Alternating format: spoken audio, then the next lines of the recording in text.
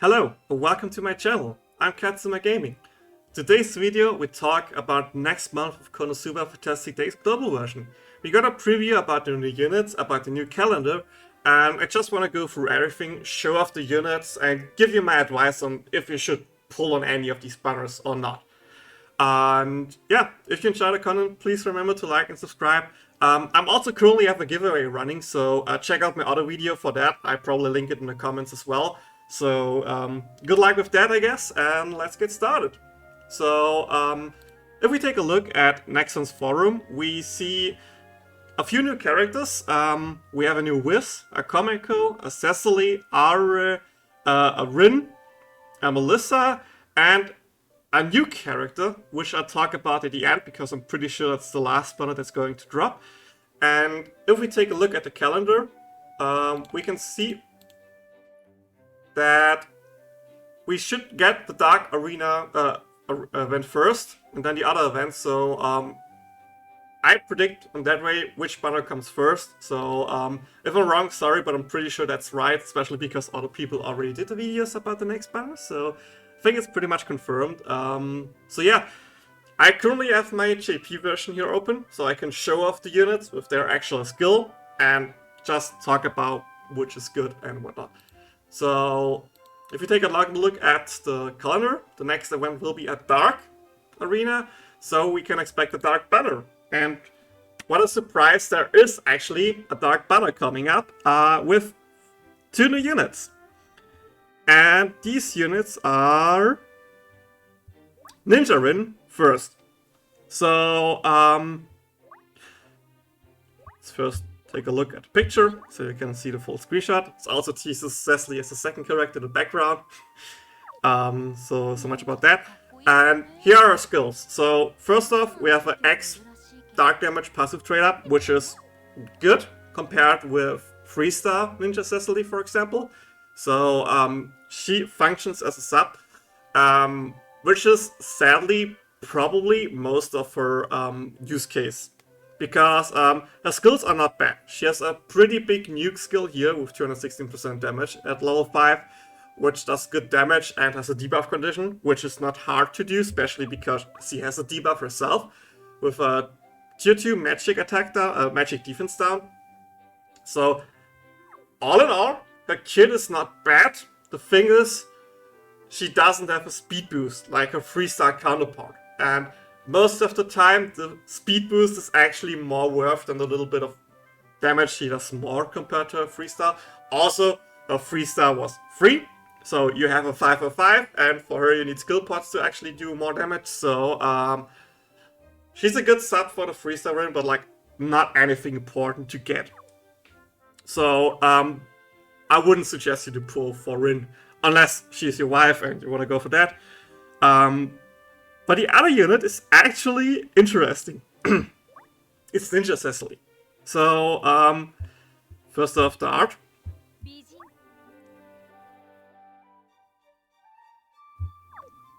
Now to her skills. First off, magic attack up passive, really good. The first skill is the actually confusing one, HP condition, which is good damage-wise, and a physical defense down, which is kind of weird because she does magical damage besides her ulti. So she's kind of like a mage that wants to be run with physical units, but at the same time you don't run physical units in Dark like at all. Most of the time, like 90+% of all Dark arenas are mages, so that's a little bit odd. The second skill is a heal over time, so every 5 seconds she will heal your team for like 2 or 3 ticks, which is actually one of her good parts. We come to the later, well, not later but now, because she actually didn't saw use at the beginning, but in recent times she was actually used as the healer for Dark Arena. Because with the ulti 2, version 2, she has a speed boost, which is really valuable, a tier 2 speed boost, and also like one of the only good healers in that regard. There is Amy out there, she's a good healer, yes, but she doesn't have a speed boost, and if we look at the future Dark Arena units like Ice Lagon, he doesn't have a speed boost. Yukata Union, she doesn't have a speed boost. The future Fast Aria, she doesn't have a speed boost. We're really missing a dedicated speed boost character. We actually got recently one, was Amy.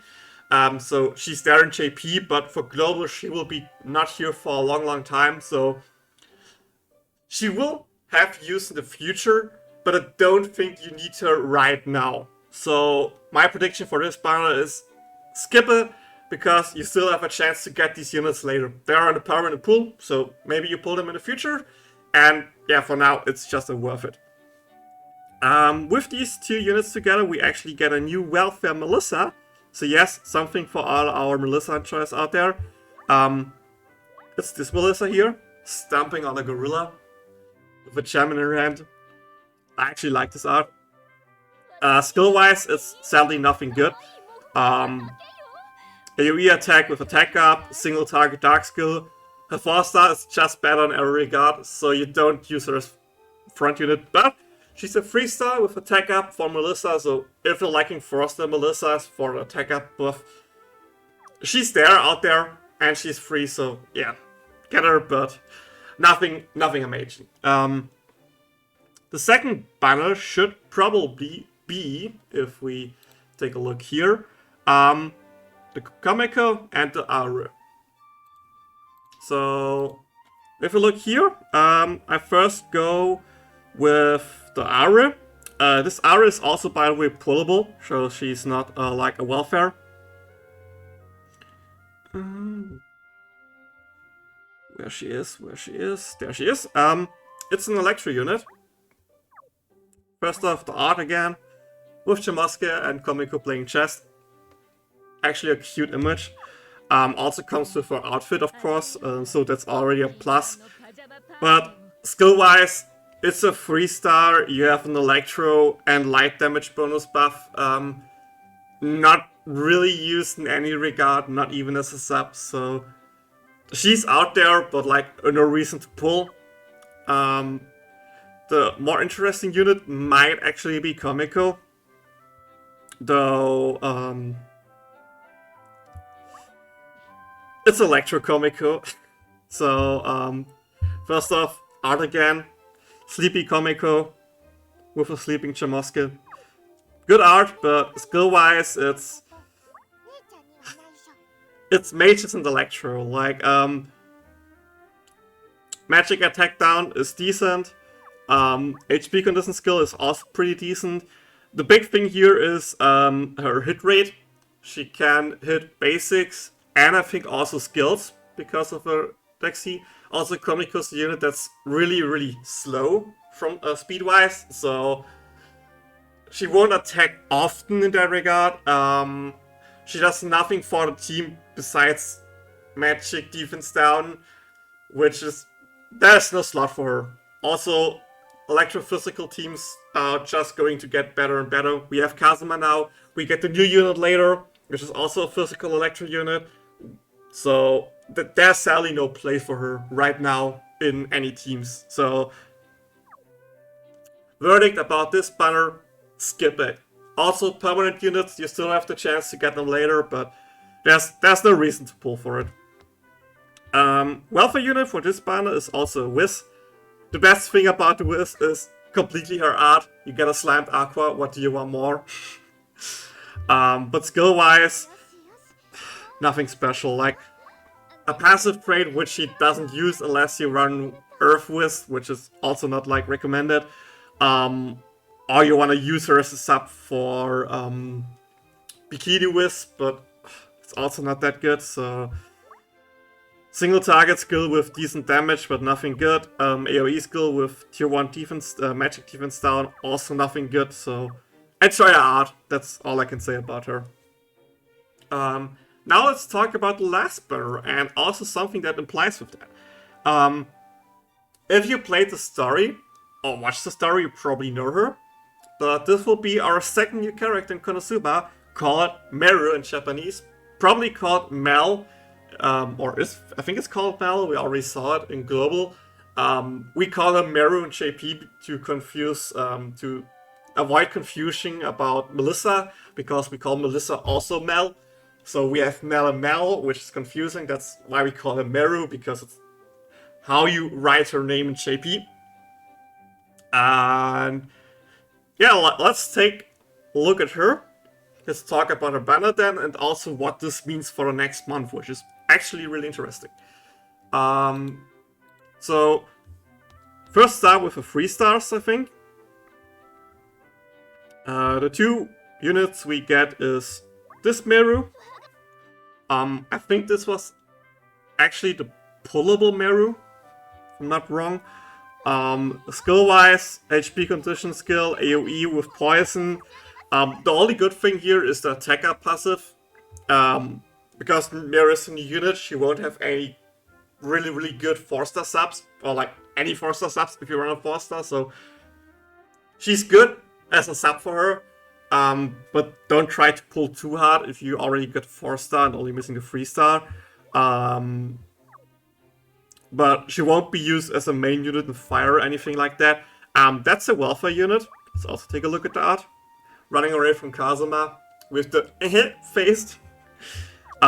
Skill-wise, she's actually pretty decent. Like an attack-up skill, a skill we could actually bind the enemy. So decent kit, but nothing compared to a 4-star. The 4-star is the big deal. So if we go up here to the 4-star section, she's here. You see she's 5/5. First look at the art. The art is gorgeous, I love it. Kazuma in the background getting shocked and everything, it's so cool. There will also actually be a small video when she joins, like we had with Comico, which is also made really fun and cool.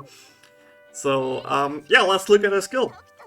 First skill, HP condition skill with 257% if she's above 70%, which is really high damage skill.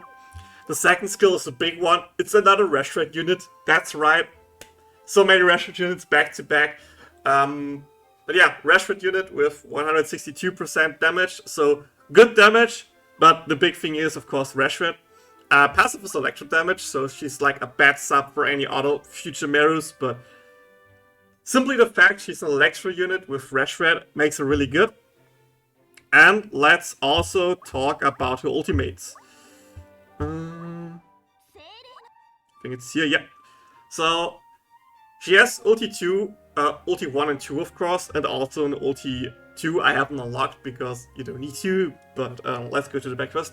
So the first thing, it's at level 10 by the way, this is JP value, so it will be a little bit lower, but it's 428% single target electro damage as the ulti 1 version 2, and the big one, the ulti 1 version 2, is only 326% electro damage, but it also gives herself a tier 3 attack boost, so she can self-buff, and a tier 2 speed boost for your whole team. So she can deal big damage, she can apply Reshred, she can buff herself, so she can also work with mage teams, for example, School Union. Spoiler for the future, she will be used as School Union, and is actually really good with that. And she applies speed boost, so this unit alone does so much in one package, it's actually really ridiculous. But keep in mind, it's a new unit, so you need to grind bond level, you need to grind trials, you need to unlock them, you need to unlock shrines, you need to get her weapon, everything like that. Maybe we actually get the new weapons when she drops as well, which means her best weapon will be her Electro Spear. So yeah, she will be hard to push up, especially if we don't have enough Nyamblets right now, but she's actually a really strong unit, and simply for that, I actually suggest to at least pull a bit on her banner. If you have 4-star tickets, she's a permanent OG unit, so she will be pullable with 4-star tickets. She will also be pullable for future banners, so if you already sack Electro Arena, she's not a must pull, but if you want to compete for Electro Arena, you need her. She is the big unit of this month. You don't want to miss her if you want to compete in Electro. Okay, so now that we talked about all the units, what does this actually mean for next month? First off, all free-to-plays can rejoice. 2 easy skip banners, 1 unit that you can maybe get from Forza tickets as well. So if you get lucky, you need to spend like no Quartz. If you get unlucky, well, you can also skip Meru if you want to. So that's really good in that regard. But what's kind of confusing is this month is Halloween. And we know next Halloween bundle will be a 2-part bundle, with part 1 being Halloween Aqua. Let me actually show them real quick.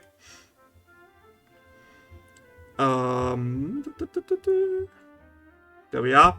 So we have a Halloween Aqua with her only big thing being a passive electro trait, so she buffs your electro damage. We got another Electro Mia.